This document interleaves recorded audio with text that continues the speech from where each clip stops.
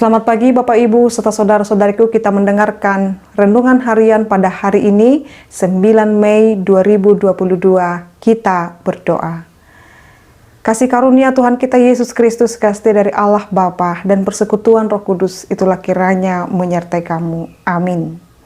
Bapak Ibu serta saudara-saudariku yang terkasih dalam nama Tuhan kita Yesus Kristus, firman Tuhan untuk kita pada hari ini yaitu yang tertulis dalam Efesus 6 ayat 15. Kakimu berkasutkan kerelaan untuk memberitakan Injil damai sejahtera.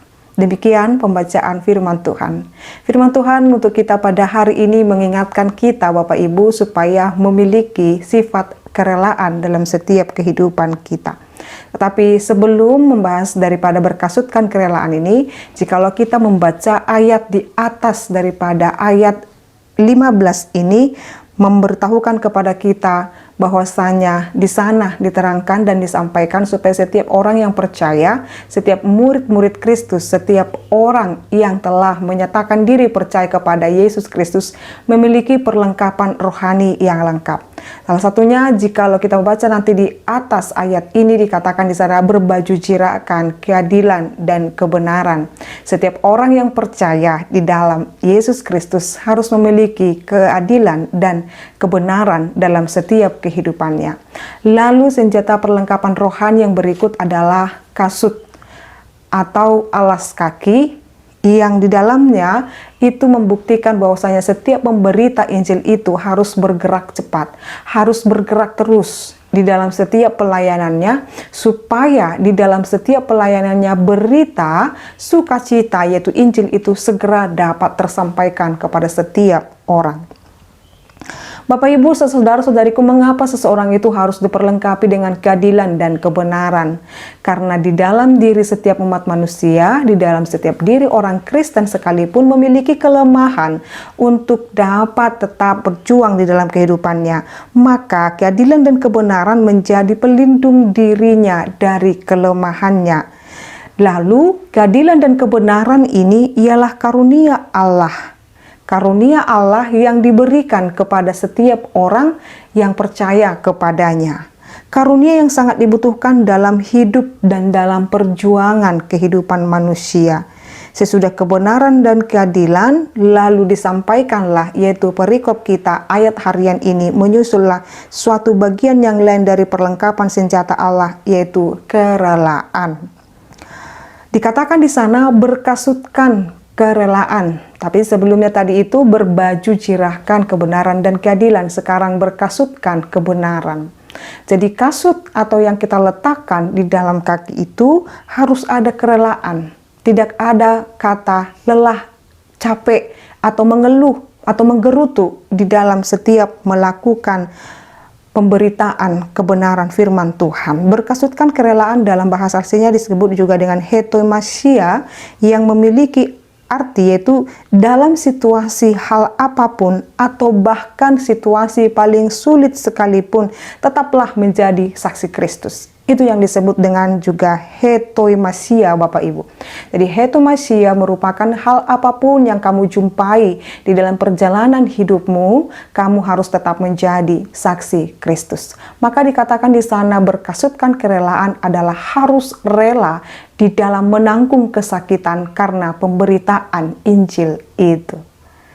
Sekilas kita akan mengatakan Bapak Ibu itu sangat sulit sekali. Tetapi Bapak Ibu, setiap orang yang telah diberikan Tuhan kasut kerelaan di dalam setiap langkahnya, di dalam setiap perjalanannya, dia tidak akan mengatakan itu lelah atau menyakitkan. Tetapi karena berkasutkan kerelaan adalah pemberian dan karunia Tuhan, sama seperti baju jirah itu keadilan dan kebenaran adalah pemberian Tuhan, maka tidak ada alasan bagi orang untuk mengatakan sangat sulit sekali. Semampu dan sesanggup kita, mari kita dengan rela terus menerus Bapak Ibu serta saudara-saudariku memberitakan firman di dalam setiap kehidupan ini. Maka kita harus mengingat jikalaupun kita memberitakan firman kepada sesama kita dengan kerelaan, tidak ada di sana mengatakan hasil usahanya atau pekerjaannya, tetapi semuanya adalah pemberian Allah. Inilah tadi itu berkasutkan kerelaan. Kerelaan ada ikhlas, tidak ada hal yang mau ditinggikan di dalam dirinya, tetapi seutuhnya dan semurninya yang dipuji, yang disembah, yang tetap diagungkan adalah Tuhan Allah kita. Jadi memberitakan Injil itu harus ada kerelaan, harus ada hal tanggung jawab di dalamnya, Bapak Ibu. Contohnya saja Bapak Ibu, jikalau kita terpanggil menjadi pelayan Tuhan, atau bahkan calon sintua, atau bahkan full timer di tengah-tengah panggilannya, ataupun di dalam pemahaman kita, gereja kita, ada parhalado partohonan, ada parhalado naso partohonan. Ketika kita terpanggil untuk melayani Kristus di gerejanya atau menjadi pemberita Injil, Bapak Ibu, kita harus tetap setia di dalam panggilan itu. Jangan ada kata berhenti, atau jangan ada kata kalau saya suka, saya akan melakukannya. Kalau tidak suka, saya tidak melakukannya. Kalau saya senang kepada pimpinan, saya akan melakukannya. Kalau saya tidak senang kepada pimpinan, saya tidak akan melakukannya. Jangan seperti itu, Bapak Ibu. Tetapi kerelaan di dalam memberitakan firman adalah tanggung jawabnya kepada Tuhan. Tanggung jawab setiap hal yang kita lakukan, atau hal yang sudah kita emban sebagai pemberita Injil, sebagai naposo, hamba Allah itu, harus kita tetap setia melakukannya, Bapak Ibu. Jadi di dalam setiap pemberitaan Injil kita, walaupun kita mengalami kesulitan dan tantangan di dalamnya, jangan pernah kita meninggalkan panggilan kita.